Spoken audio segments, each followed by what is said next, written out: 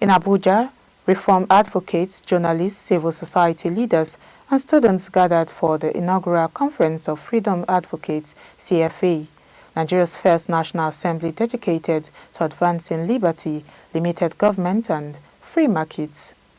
The event brought together more than 100 participants, united by a vision to rethink governance and drive a freer, more prosperous Nigeria.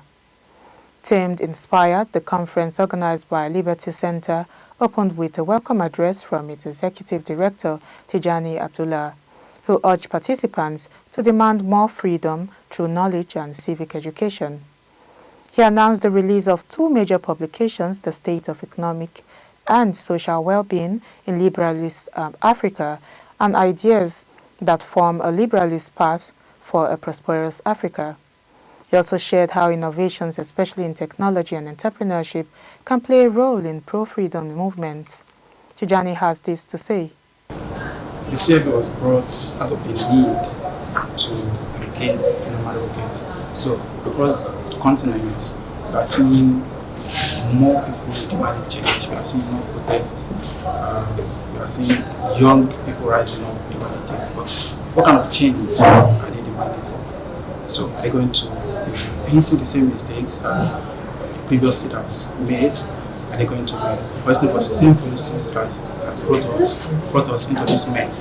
So we see the need to tap into the potential of the youth and the reformers, the activists, and advocates that are fighting for change and educate them on the ideas and policies that can bring about positive development. Okay, so in what ways does CFA intend to influence government policy and governance conversations around Africa? We started CFA with a workshop. The keynote address was delivered by Linda Kavuka, Director of Leadership at Students for Liberty, speaking on the case for liberty in Africa, promoting freedom and regional integration. She asked thought-provoking questions on what liberty truly means and whether it remains a growing priority in Africa. Kavuka emphasized that citizens hold the real power, governments have limited authority, and no individual is above the law. Citing economist Frederick Hayek, she described the market as a communication system where prices convey knowledge, adding that regional integration can only succeed when citizens are empowered, borders are opened for ideas and trade, and laws are strengthened. Linda has this to say. One single market. If we are successful, it will be the largest common market in the world in terms of number of member states. It would have all Africa, 55 African member states that we have. And it is quite timely because right now the world is moving ahead and we're realizing the importance of trade. And we're also realizing how technology is making us becoming a global village. We know that Africa has quite a lot of potential based on the natural resources that we have and the minerals and the value that we have right now, especially with the services that we're offering. Look at the number of Africans leaving the continent in search of work. However, if you look at the data right now, unfortunately, the trade that we are doing within the continent that is recorded is quite small. I don't think we are up to 20%, and this is quite shocking. Most of the trade Africa engages in is with the external continents, like other countries outside the continent. So now, before the African Continental Free Trade Area, Africa was divided into regional economic communities. Like here for us in Nigeria, we have the ECOWAS community.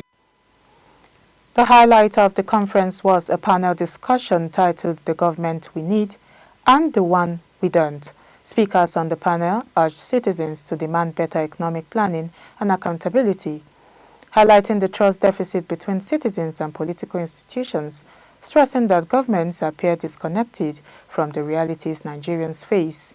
They called for civic education and active citizen participation in election, budgeting, and reform processes.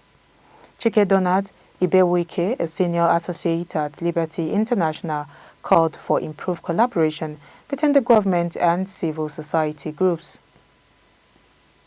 Okay, so I think at the bedrock of pro-freedom thing, the free rights, or for those rights, is innovation, because innovation at this point is what gives us social media, is what is the bedrock of Bitcoin and several other technologies that have come up in the last decade. So I think that innovation, like clamping it down, or governments starting against states, will be a big blow against fighting for pro-freedom rights in Africa. And furthermore, beyond that, right now we're in the age of AI. AI is a highly debated topic. Its ethics and the morals around the entire thing. But then we all can see from how it's being used that there's a line. Yes, there are questions around, okay, is this entirely ethical in some settings, but the idea that the innovation of the AI has allowed for more freedoms and allows people to be more expressive cannot be denied.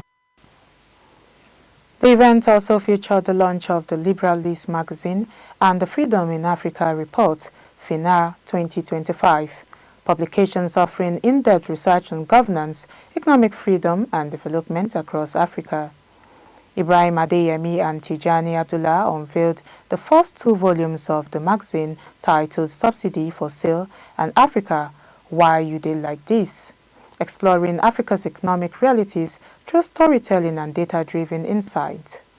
The Conference of Freedom Advocates emphasized the importance of citizens taking ownership of governance and advocating for policies that ensure liberty, transparency and accountability. From economic freedom to digital rights, participants agreed that the journey toward a freer Nigeria begins with active citizenship and collective responsibility.